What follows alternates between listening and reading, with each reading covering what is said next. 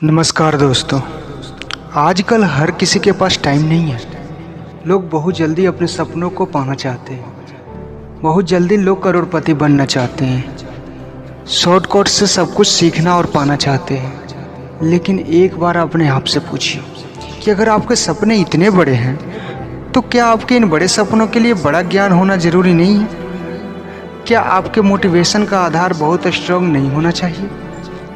आपने बहुत बार देखा होगा कि जब तक आप कोई मोटिवेशन वीडियो देखते हो तब तक आपके अंदर जोश और जुनून रहता है, लेकिन जैसे ही काम करना या पढ़ाई करना शुरू करते हो जोश पता नहीं कहाँ गायब हो जाता है। यह वीडियो पार्ट बाय पार्ट बनेगा, लेकिन आपने हर पार्ट को ध्यान से समझ लिया और जान लिया तो आपको किसी भी मोटिवेशनल वीडियो या ज्ञान की ज़रूरत नहीं पड़ेगी और ना ही ऐसा कोई लक्ष्य होगा जिसको आज के बाद आप अपने लाइफ में प्राप्त ना कर सको। लेकिन ये पॉसिबल कैसे है? इसके लिए आपको शांति से एक एक पार्ट को आंखें बंद कर ध्यान से सुनना और समझना होगा। जब तक समझ में ना आ जाए उसे रिपीट कर के सुनना होगा। और अगर आपने इस वीडियो को बीच में छोड़ के जाना चाहते हो तो कृपया करके अभी से ही स्किप कर दो, क्योंकि जो अधूरा ज्ञान होता है वो बिना ज्ञान से भी ज़्यादा खतरनाक होता है।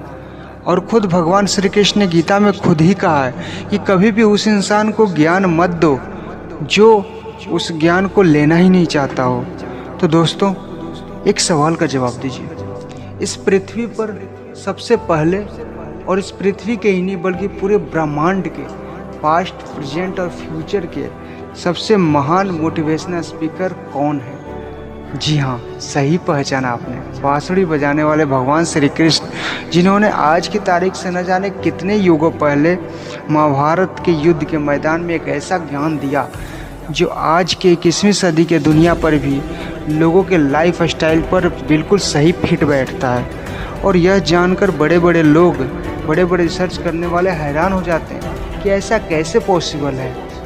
उस महाभारत के युद्ध के मैदान के दिए गए ज्ञान को पढ़कर Albert Einstein, APJ Abdul Kalam, Mahatma Gandhi, Swami Vivekananda, Annie Besant, Sunita Williams जैसे महान न जाने कितने लोगों ने अपना जीवन को सफल बनाया।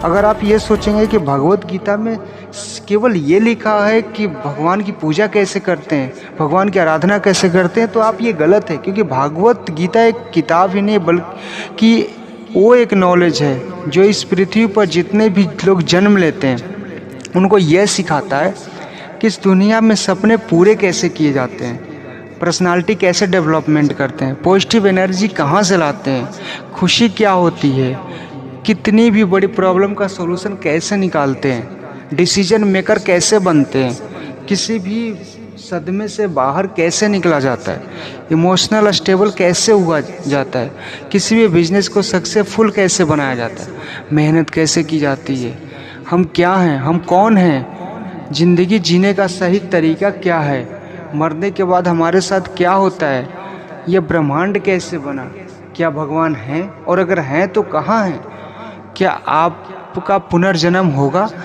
या ये लाइफ रियल है या एक सपना।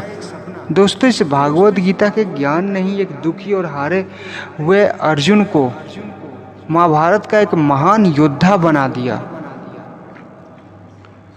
अगर आप भी अपने ज़िंदगी के किसी मकसद को लेकर आगे बढ़ रहे हो तो मेरा यकीन मानो, आप भी अपने ज़िंदगी के समस्या के जंग के मैदान के अर्जुन हो। और इसलिए उस गीता ज्ञान को जानना आपकी चॉइस नहीं बल्कि आपका अधिकार है और ज़रूरत है।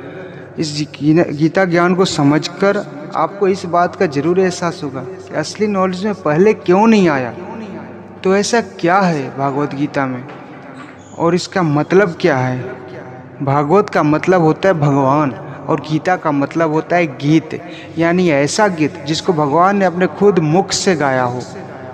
भागवत गीता संस्कृत में लिखी गई है, लेकिन इसका ट्रांसलेशन हिंदी, इंग्लिश, मराठी, तेलुगु अन्य भाषाओं में मिलेगा।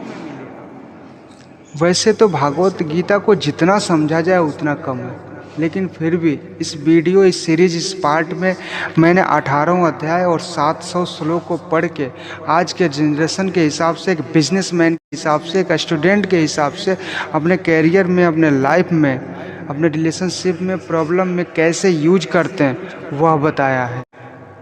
दोस्तों मैं यहाँ पर पूरे 18 चैप्टर को कवर करूँगा और कोई भी चैप्टर शुरू करने से पहले यह बताऊँगा कि उसमें आप क्या सीखने वाले हो। फिर उस चैप्टर को शॉर्टकट में समझाऊँगा और उसके बाद उस सीखने वाली चीज़ों को डिटेल में समझाऊँगा। तो आप हर एक वीडियो को part by part, series by series ध्यान से देखना और समझना। जय श्री कृष्ण।